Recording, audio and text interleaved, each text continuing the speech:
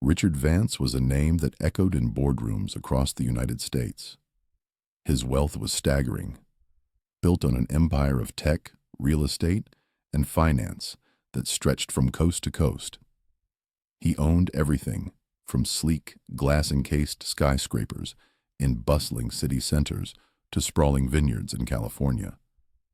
But his primary residence was an opulent, almost absurdly large mansion, nestled in the hills overlooking Los Angeles. It was a place of polished marble, soaring ceilings, and silent hallways, a monument to his success that felt strangely empty, like a museum after closing hours.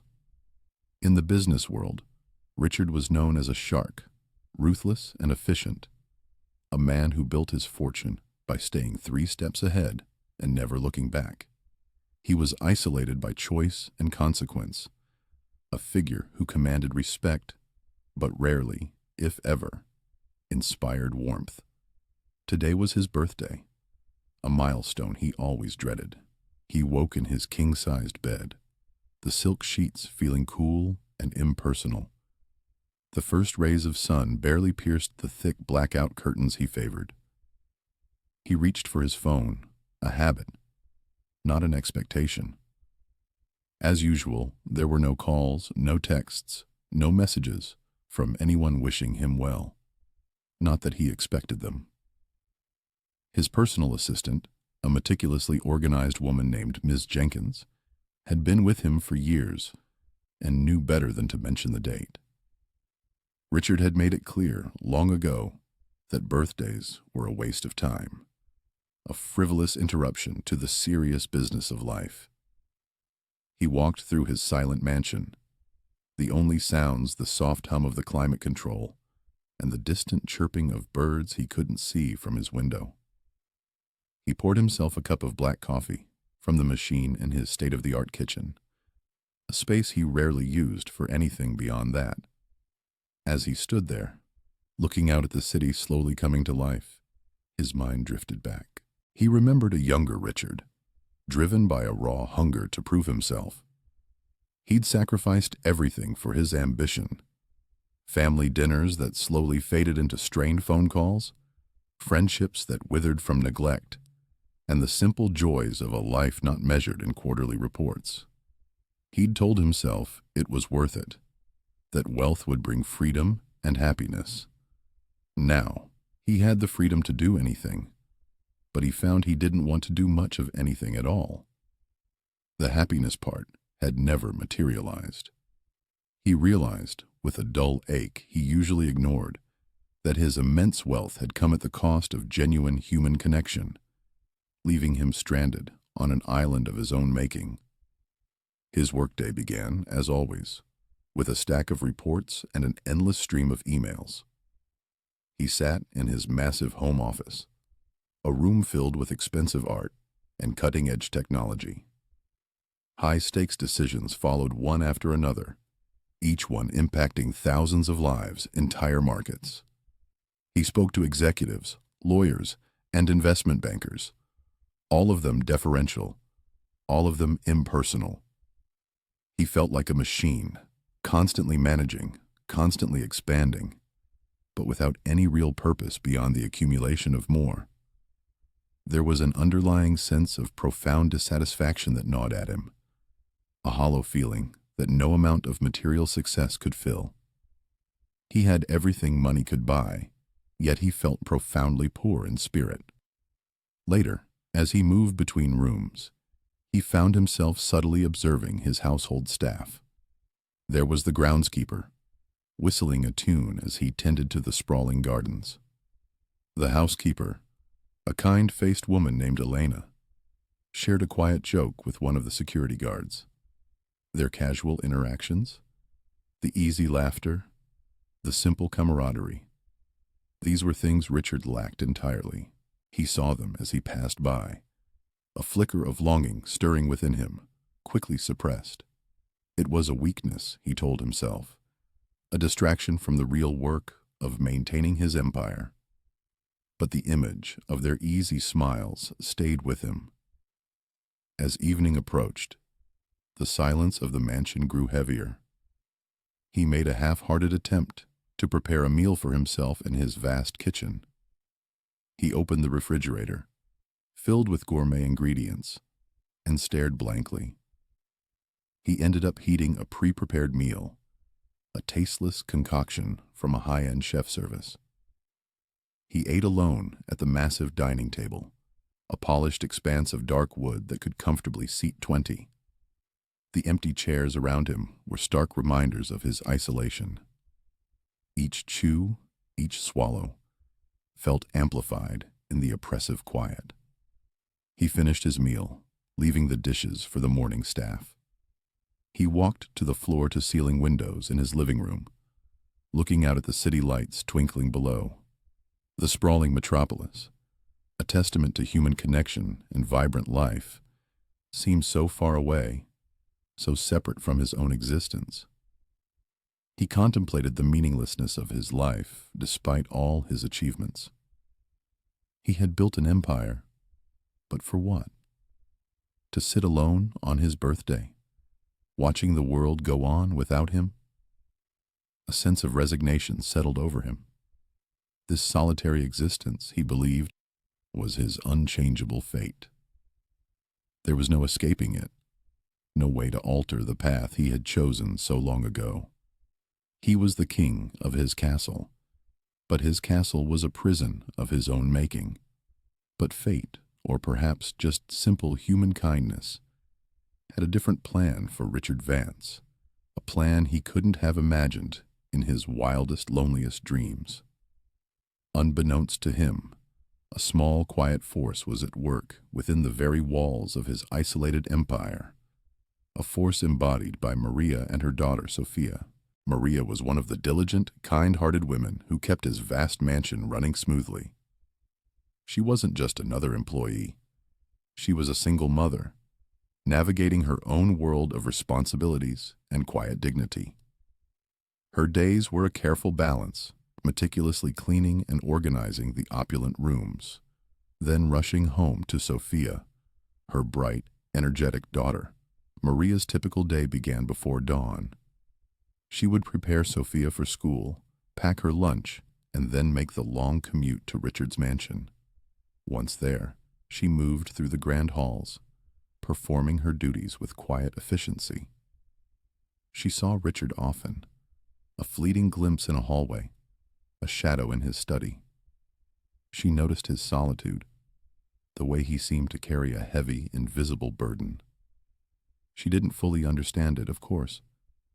Her own life was filled with the vibrant, sometimes chaotic presence of her daughter, a stark contrast to the mansion's pervasive quiet. Yet, despite the vast social and economic divide between them, Maria felt a flicker of empathy for him. He lived in a palace, but it seemed to hold no joy for him.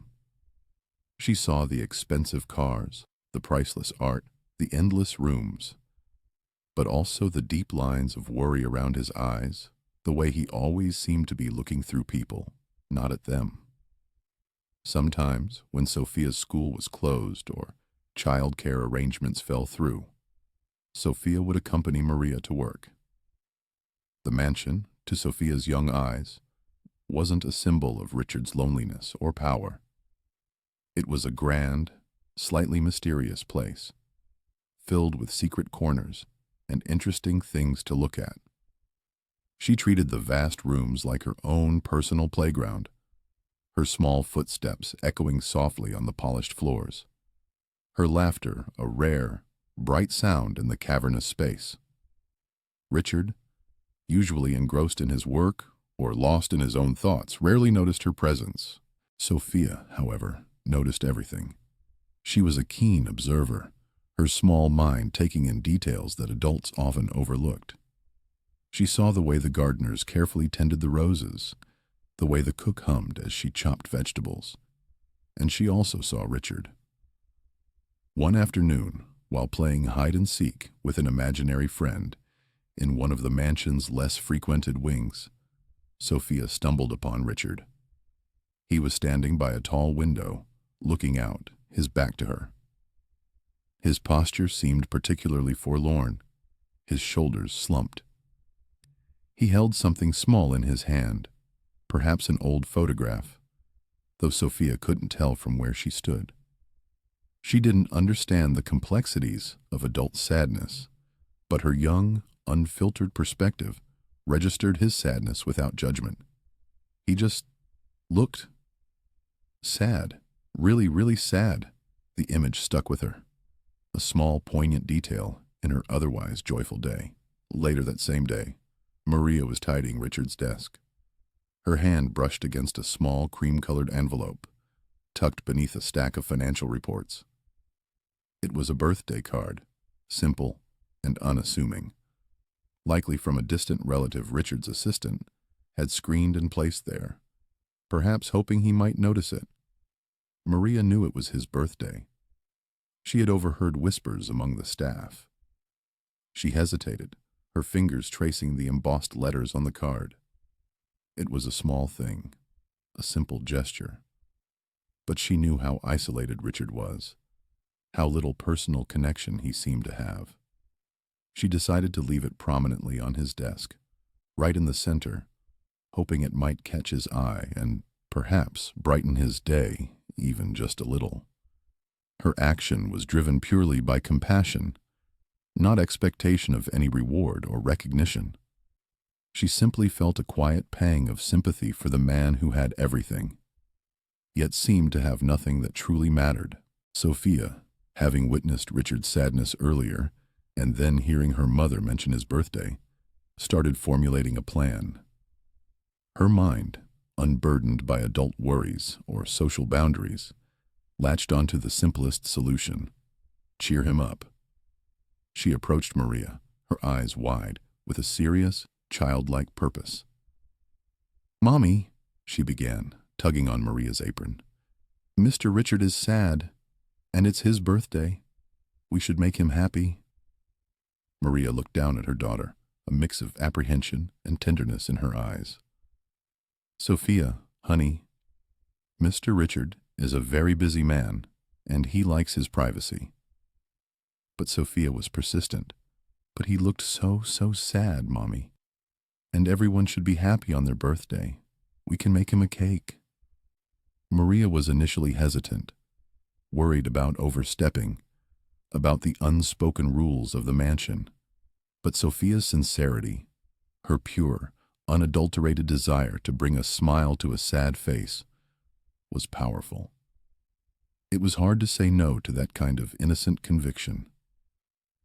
After a moment of thought, Maria gave in. They wouldn't make a big fuss, just a small, discreet gesture that wouldn't intrude too much on Richard's privacy.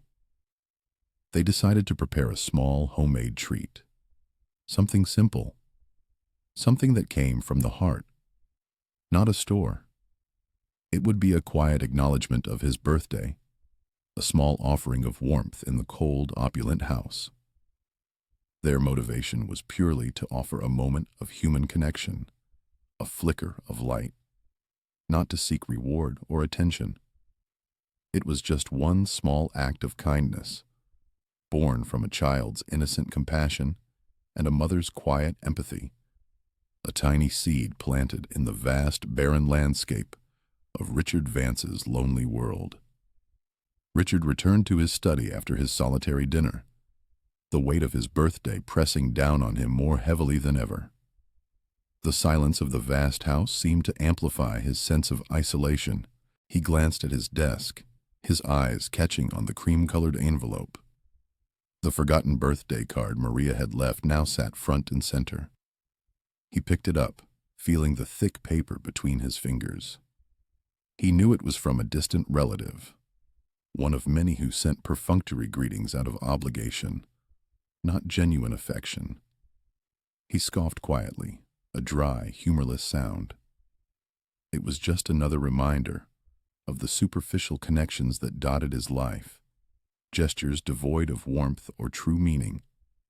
He tossed the card back onto the desk, its presence only deepening his cynicism. He dismissed it as a perfunctory gesture, not a genuine connection, just like all the others. He felt no comfort, only a reinforced sense of the emptiness that surrounded him. Meanwhile, downstairs in the vast, gleaming kitchen, Maria and Sophia were engaged in their quiet mission. The kitchen, usually so sterile and quiet at this hour, now held a gentle hum of activity. Maria carefully measured flour into a bowl, while Sophia, perched on a stool, eagerly stirred a mixture in a smaller bowl, her tongue peeking out in concentration. They were preparing a small, simple cake, nothing fancy, just a basic vanilla sponge with a little frosting.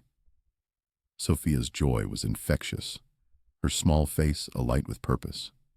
"Is it going to be yummy, Mommy?" she whispered, as if the cake itself had ears. Maria smiled, a rare, soft smile. "It will be perfect, sweetheart, because we made it with love." Maria felt a mix of apprehension and quiet satisfaction in their small act of rebellion against the mansion's usual coldness. She knew they were technically breaking the rules, that such personal gestures were not part of her job description. But seeing Sophia's innocent determination and remembering Richard's profoundly sad face made it feel right. It was a small, almost secret act of kindness, a tiny spark of warmth in a house that desperately needed it. Upstairs, Richard found sleep elusive. His mind raced with numbers, deals, and the hollow echo of his own thoughts. The silence of the mansion felt oppressive. He wandered through the sprawling house, his footsteps barely audible on the plush carpets, perhaps seeking a book in the library or a nightcap in the drawing room.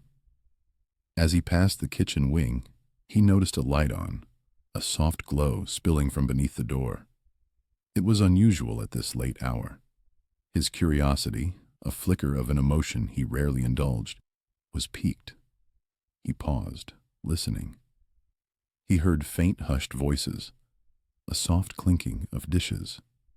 He cautiously approached the kitchen door, pushing it open just a crack. Through the narrow opening, Richard saw Maria and Sophia. Sophia was standing on a chair, her small hands holding a slightly lopsided, but clearly homemade, cake. She was proudly presenting it to Maria, who was smiling down at her, her expression tender and proud. The sight of their shared warmth, their simple joy in his otherwise sterile kitchen, was jarring. It was a tableau of pure, unadulterated happiness, a stark contrast to the desolate landscape of his own evening. For a moment, he simply watched, unseen, a silent observer to a moment of genuine human connection he hadn't experienced in years. The soft glow of the kitchen light illuminated their faces, making them seem almost ethereal, like figures in a dream. Then Sophia giggled, a bright, clear sound that cut through the quiet. Richard shifted, and the floorboard creaked beneath his weight. Both Maria and Sophia immediately noticed his presence. Maria's head snapped up, her eyes wide with surprise and a touch of fear. Sophia, however, simply turned her head, her innocent gaze falling directly on Richard. A moment of tense silence hung in the air. Maria's heart pounded. She feared she had overstepped, that her small act of kindness would be perceived as an intrusion, or worse, an act of insubordination. Her mind raced, searching for an apology, an explanation, anything to diffuse the situation. But Sophia, oblivious to the social tension, looked at Richard with innocent curiosity, not fear, her small face still beaming from her achievement. Before Maria could apologize, or even utter a word, Sophia, with characteristic childlike directness, spoke. "Happy birthday, Mr. Richard," she chirped, her voice clear and unafraid. She gestured proudly to the cake in her hands. "It's for you. We made it." The words hung in the air, simple, pure, and completely unexpected. This direct, unadulterated gesture caught Richard completely off guard. He stood there, frozen, his mind scrambling to process what was happening. Richard was stunned. A mix of surprise, embarrassment, and a flicker of something he hadn't felt in years washed over him. He didn't know how to react to such an unexpected personal gesture. His usual defenses, the walls he had built so carefully around himself, were momentarily down. He was used to formal greetings, polite nods, and distant respect, never this raw, innocent affection. He stared at the small homemade cake, then at Sophia's hopeful face, and then at Maria, whose expression was a mixture of apprehension and gentle prompting for her daughter. He opened his mouth, but no words came out. The sheer unexpectedness of the moment had rendered him speechless, a rare occurrence for a man known for his sharp wit and commanding presence. He felt a strange warmth spread through his chest, a sensation both unfamiliar and unsettling. The small, slightly lopsided cake Sophia held seemed to shimmer under the kitchen lights. Richard looked at it, then at Sophia's earnest face, then at Maria, who stood a little behind her daughter, her hands clasped, a silent plea in her eyes. This cake, with its uneven frosting and humble appearance, was so different from the meticulously crafted, expensive desserts his private chef usually prepared. Yet there was something about it, something in its imperfection, that called to him. It was clearly made with care, with small, loving hands, and not a single thought of profit or obligation. He recognized the stark contrast between this humble offering and the elaborate, impersonal gifts he usually received. Gifts that felt more like transactions than gestures. A faint, almost imperceptible smile touched his lips, a movement so subtle that Maria almost missed it. Maria, still a little flustered by Richard's unexpected presence, took a deep breath. She gently explained, her voice soft but steady, "Sophia, she really wanted to do something special for your birthday, Mr. Vance." She made sure to emphasize that it was Sophia's idea, her small hands gesturing towards her daughter, trying to convey that they meant no disrespect by this intrusion into his carefully guarded solitude. "We just thought a small treat."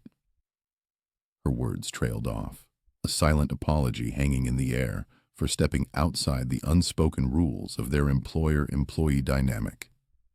But her genuine sincerity was evident, a clear, unspoken message that this act came from a place of pure, unselfish kindness.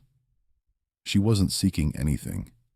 She was merely trying to bring a moment of warmth to a man she perceived as deeply, profoundly alone. Sophia, completely oblivious to the social tension that still lingered in the air, continued to beam at Richard. Her innocent eyes held no judgment, only a hopeful eagerness. She took a small, wobbly step forward, holding the cake out a little further. "It's chocolate.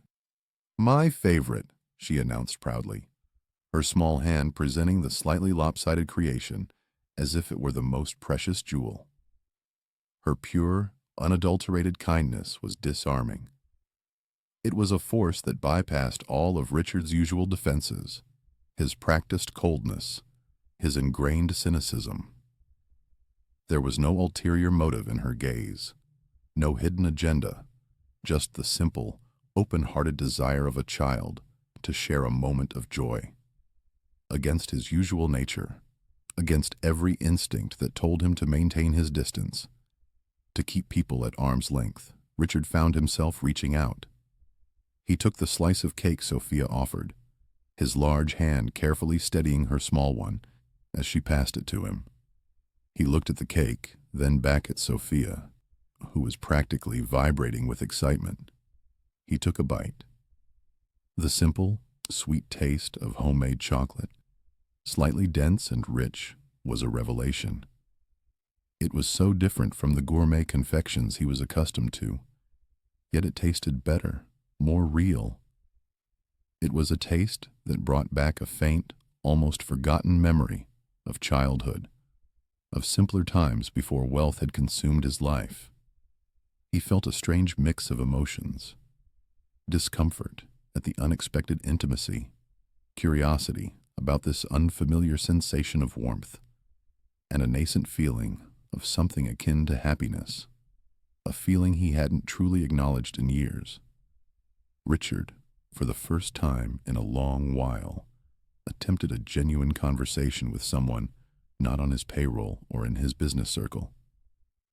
His voice was a little rough from disuse, a little softer than his usual commanding tone. Did you help make this, Sophia?"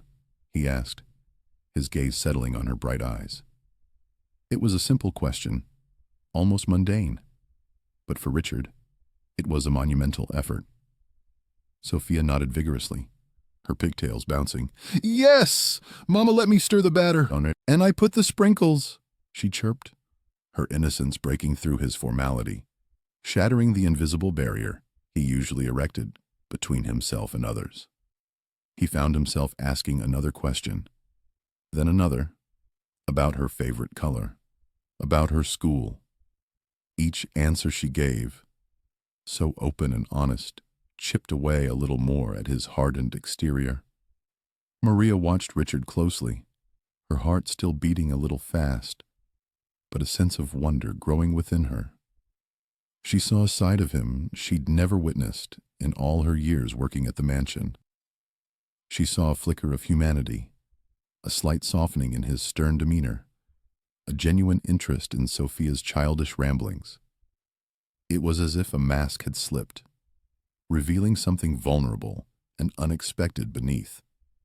She realized the profound impact Sophia's simple act was having, how a small, lopsided cake and a child's innocent wish could pierce through years of self-imposed isolation. She saw a man who, despite all his wealth and power, was perhaps more fragile than she had ever imagined. The small birthday celebration concluded. Richard finished the cake, every bite a quiet acknowledgement of the unexpected gift. He looked at Maria, then at Sophia.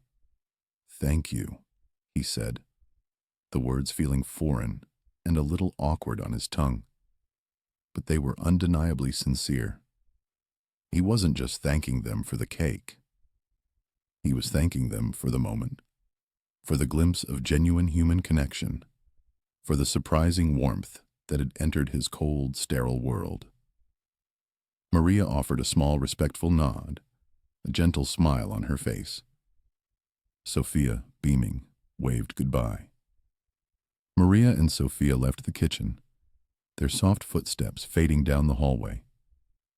Richard was alone once more, but this time something was different. The silence of the mansion was still vast, but it no longer felt quite so empty. The lingering sweetness of the cake, the echo of Sophia's laughter, and the memory of Maria's gentle kindness had left an impression, a faint but undeniable warmth in the usually frigid air. He stood there for a long moment, the quiet hum of the industrial kitchen equipment, the only sound a man accustomed to having everything, now contemplating the profound impact of receiving something he hadn't even known he needed. Richard returned to his study, but his mind was no longer consumed by business deals or the usual dark cloud of loneliness. The quiet encounter in the kitchen had shifted something deep inside him. He kept replaying the image of Sophia's smiling face, her bright eyes, and the taste of the homemade cake lingered on his tongue, a simple sweetness that felt more satisfying than any gourmet meal he'd ever had. The simple kindness had left an indelible mark, a small but persistent warmth, in a place that had been cold for too long. He found himself tracing the lines of a complex financial report on his desk, but his thoughts kept drifting back to the bounce of Sophia's pigtails as she proudly declared her role in making the cake. He started to view his opulent surroundings differently.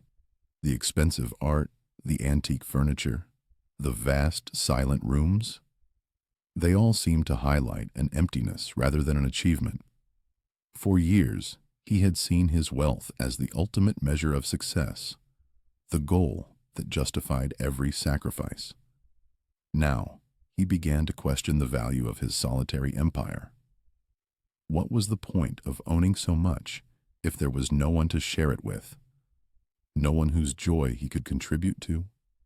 The incident with Maria and Sophia had, without words, highlighted the stark contrast between his life, filled with material abundance but devoid of genuine connection, and theirs, seemingly simpler but rich in warmth and affection. It was a jarring comparison, one that made him deeply uncomfortable but also strangely hopeful. Richard began to observe Maria and Sophia more consciously during their work hours. Before, they were just part of the background, efficient cogs in the machinery of his household. Now, he noticed their quiet efficiency, the way Maria would gently correct Sophia's playful attempts to help, the loving interactions between them, and the small moments of joy they shared. He'd catch a glimpse of them through an open door, Maria teaching Sophia a nursery rhyme as they folded laundry, Sophia drawing pictures on a scrap of paper while Maria polished silver. He started to feel a pang of envy for their simple yet rich life, for the easy camaraderie and affection that seemed to flow between them.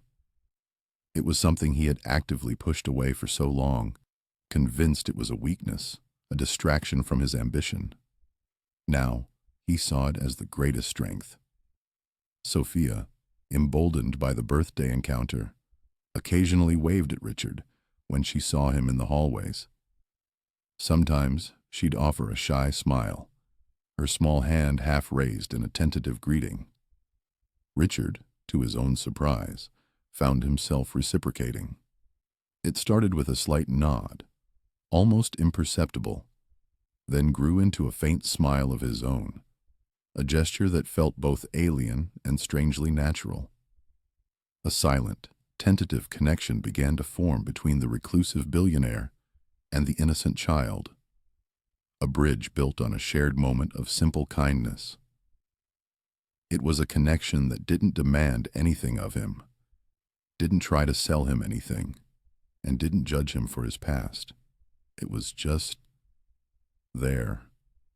Maria noticed Richard's subtle shifts in behavior. It wasn't just her imagination. He wasn't as rigid, as distant. He seemed to hold himself differently, his shoulders a little less hunched with the weight of the world. She saw him less as a formidable, almost unapproachable employer, and more as a complex, perhaps deeply lonely individual who was slowly, tentatively beginning to thaw. She felt a cautious hope that their small, impulsive act of kindness had, in fact, had a lasting effect, that the cake had truly been more than just a cake. She saw the way he would sometimes pause, watching Sophia with an expression she couldn't quite decipher, but it wasn't the cold, calculating look she'd seen him give his business associates. Richard, unaccustomed to such things, found a way to subtly acknowledge Sophia. He wasn't sure how to approach her directly, how to express the gratitude and burgeoning affection he felt. One afternoon, he found a small, age-appropriate toy car, a bright red one, and carefully left it on a table in the sunroom, a common area where Sophia sometimes played while Maria cleaned. He didn't draw attention to himself. He just placed it there and walked away, hoping she would find it. It was his awkward, almost childish, attempt to connect, to give back a little of the warmth she had given him. He felt a strange flutter in his chest as he imagined her finding it. Sophia discovered the toy car later that day. Her eyes widened, and a gasp of delight escaped her lips. She picked it up, turning it over in her small hands, convinced it was a magical gift that had simply appeared. She ran to Maria, her face alight with excitement, sharing her discovery. Maria, seeing the toy and knowing Richard's subtle change in demeanor, understood the unspoken gesture. It wasn't a grand declaration, but it was significant. It was a gesture of quiet thoughtfulness, a sign that the connection was real, and that Richard was, in his own way, reaching out. This small act, the simple red toy car, solidified the burgeoning, unexpected connection, a tiny seed of hope planted in the vast grand mansion. Richard grappled with his newfound feelings, a mix he hadn't known how to process in decades.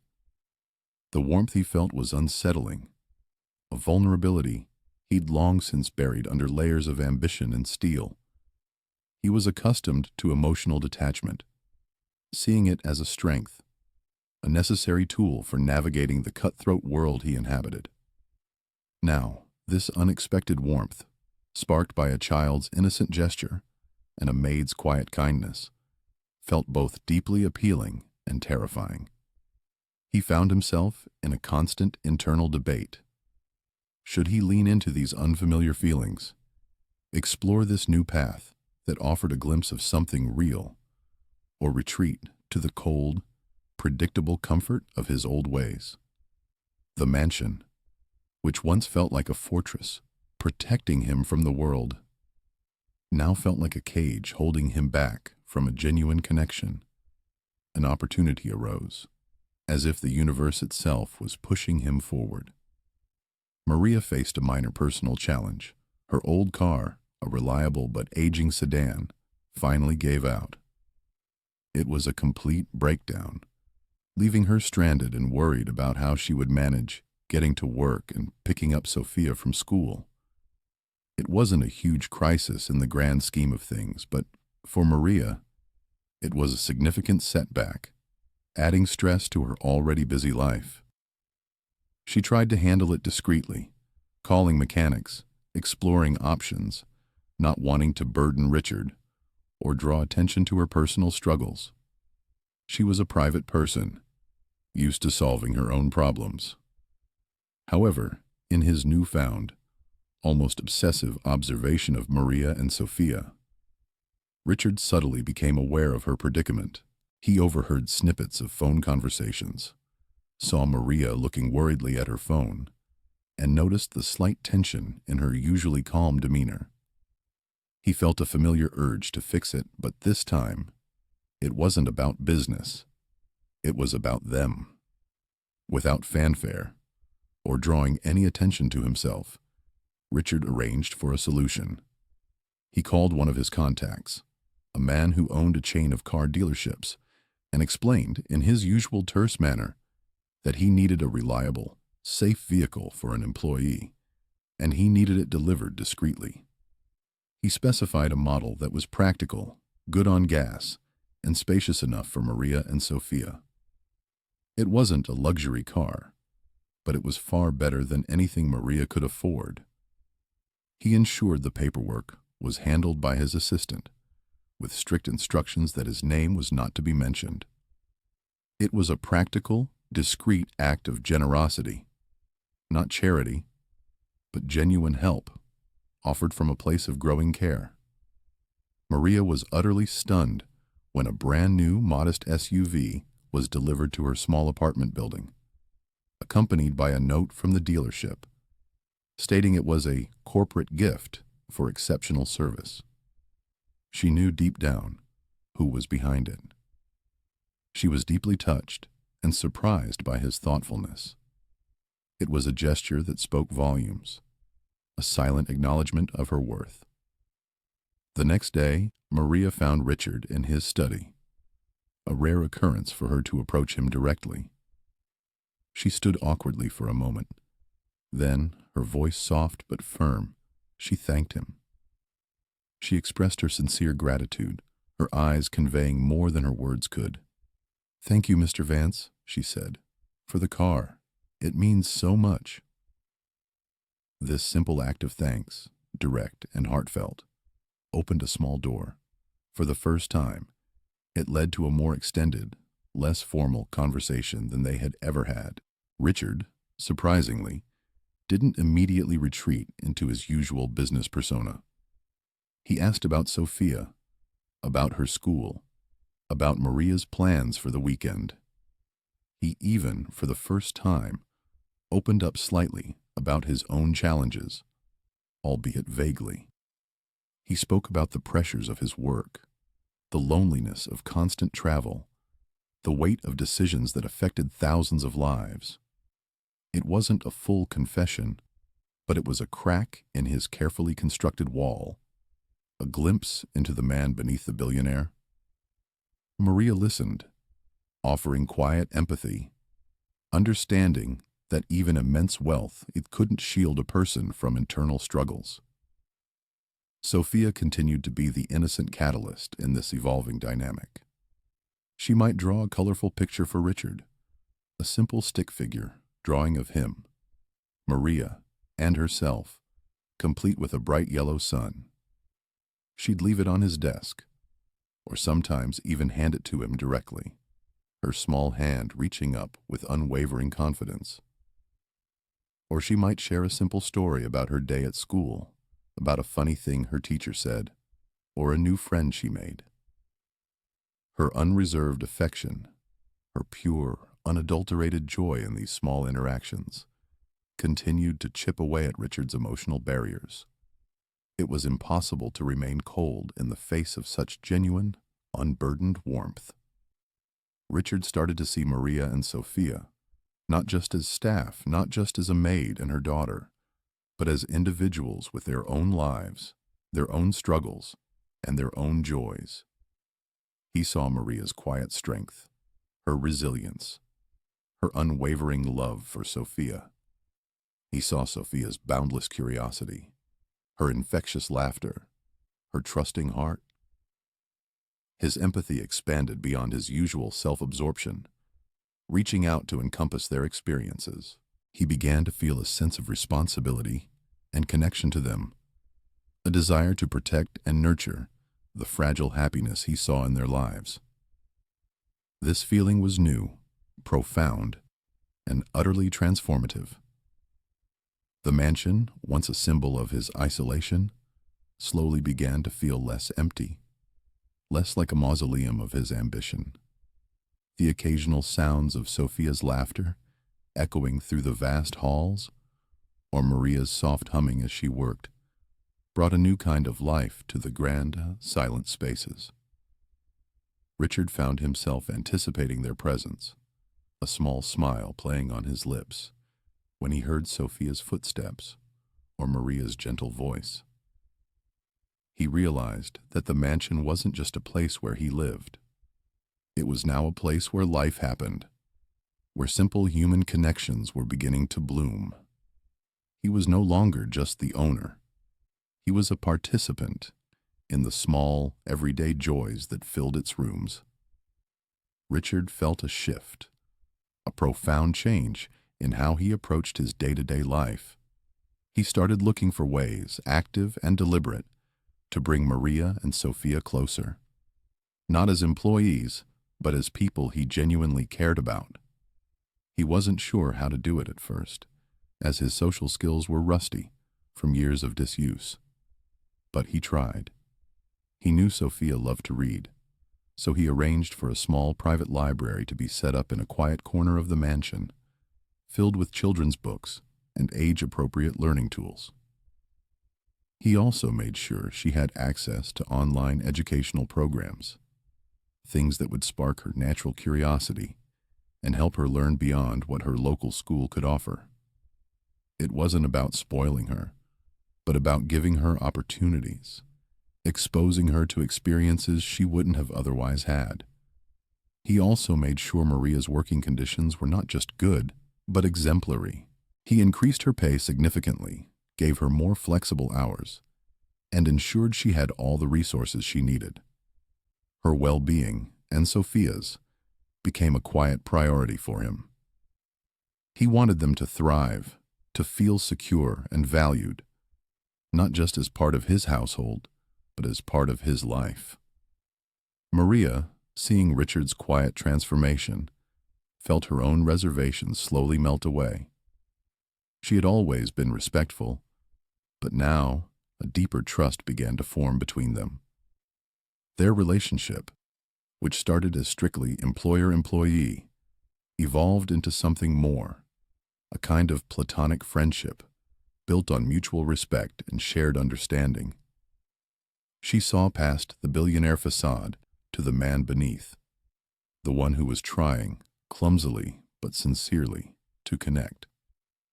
She started sharing more about her life, her struggles, her dreams for Sophia's future.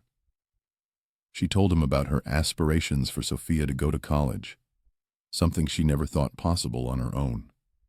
Richard listened, really listened, offering advice and support, not as a boss, but as a friend. He even recalled some of his own early struggles, the times he doubted himself, showing a vulnerability that Maria found both surprising and endearing. Sophia, meanwhile, was flourishing under this new attention and these new opportunities. She spent hours in the little library Richard had created, devouring books, her imagination soaring. She loved the educational programs, especially the ones about animals and space. Her natural curiosity and intelligence were nurtured, and she developed a strong, innocent bond with Richard. She saw him as a kind, if sometimes quiet friend, someone who always had time for her drawings and her stories. She wasn't intimidated by his wealth or his serious demeanor. She simply saw the man who had given her a special place to read and who always listened to her. She would often seek him out, just to show him a new drawing or tell him about a new fact she learned. Richard, in turn, found himself looking forward to these small interactions, these moments of pure joy. Richard found genuine happiness in these new connections, a kind of joy he hadn't experienced in decades. He experienced the simple pleasures of watching Sophia learn and grow, her eyes lighting up with discovery. He cherished the quiet conversations with Maria, the sense of having a trusting friend, someone who saw him for who he was, not for what he owned. These moments, small as they were, filled a void he hadn't even realized was there. His business decisions, once purely driven by profit and power, began to reflect a more empathetic, human-centric approach. He started considering the impact of his company's actions on employees, on communities, on the world beyond his balance sheet. He found himself thinking about legacy not in terms of financial empire, but in terms of positive influence. He also began to reflect on his past relationships with a new understanding. He acknowledged the mistakes he had made, the times he had prioritized wealth and ambition over people, over family, over genuine connection. He thought about his estranged sister, his old college friends he had pushed away. The thought of reaching out to them, once unthinkable, now seemed like a possibility, a path to reconciliation. He wasn't sure if they would welcome his overtures, but the idea itself was a monumental shift. It was a sign that the walls around his heart were truly crumbling. The mansion, once a lonely fortress, now truly felt like a home, albeit an unconventional one. Richard, Maria, and Sophia formed a unique, unspoken family unit.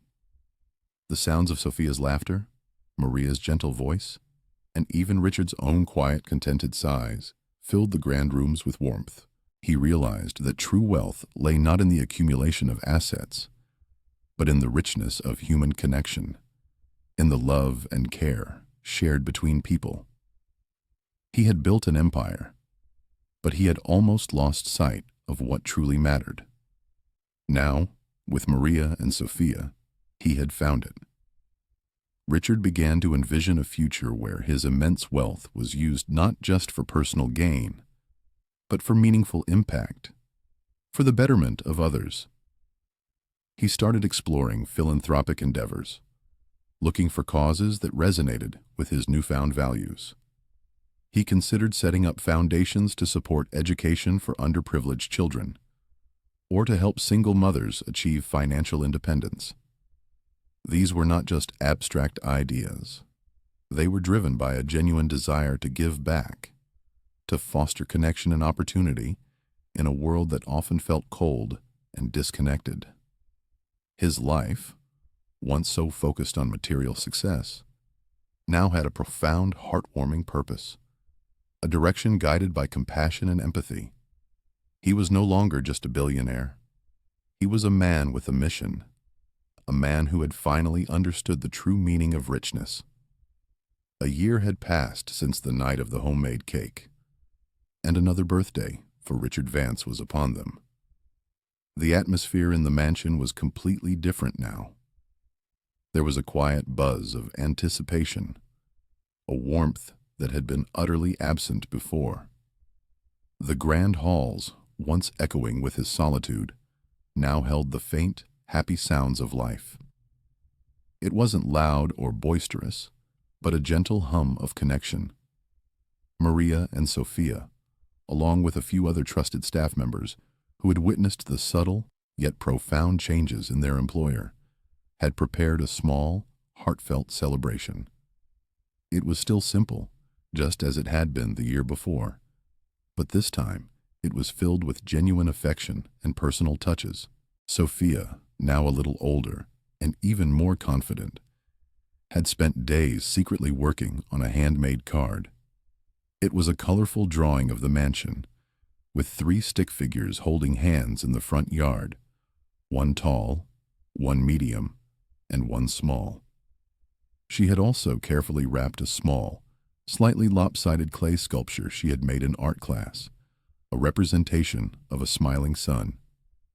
These humble gifts, more precious than any diamond, were placed carefully on the breakfast table. Richard was no longer the isolated, sad billionaire. When he walked into the kitchen that morning, he was met not with silence but with soft murmurs of, "Happy birthday, Mr. Vance," and Sophia's excited squeal. He genuinely smiled, a full, relaxed smile that reached his eyes, crinkling the corners. He laughed when Sophia recounted the secret mission of making his card, detailing how she had to hide it from Maria, who was in on the actual secret of the morning. He engaged in conversation, asking about their plans for the day, listening intently to Sophia's latest school adventures. His eyes, once shadowed with loneliness, now reflected a newfound contentment and peace.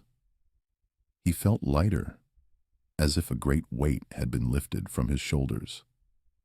He reflected on the previous year, a year that had profoundly changed his life. The image of Sophia holding out that small, imperfect cake, her face alight with innocent kindness, was still vivid in his mind. It had been the spark that ignited a transformation, showing him a path he hadn't known existed. He understood now, with absolute clarity, that the love and connection he shared with Maria and Sophia were infinitely more valuable than all his material possessions, all the billions in his accounts. He truly felt like the richest man in the world, not because of his money, but because of his heart, which had finally found its purpose. The narrative of their lives continued to intertwine beautifully. Sophia's future, once uncertain, was now bright and filled with promise, supported by Richard's changed perspective and generous spirit. He had ensured she had access to the best education, and he often sat with her, helping with homework or reading stories, finding immense joy in her intellectual curiosity. Maria's life was stable and filled with gratitude. She had found not just an employer, but a true friend, someone who valued her and her daughter beyond their roles in his household. Their bond was a testament to the unexpected connections life could bring. Richard's business empire, once a symbol of ruthless ambition, began to reflect his new values.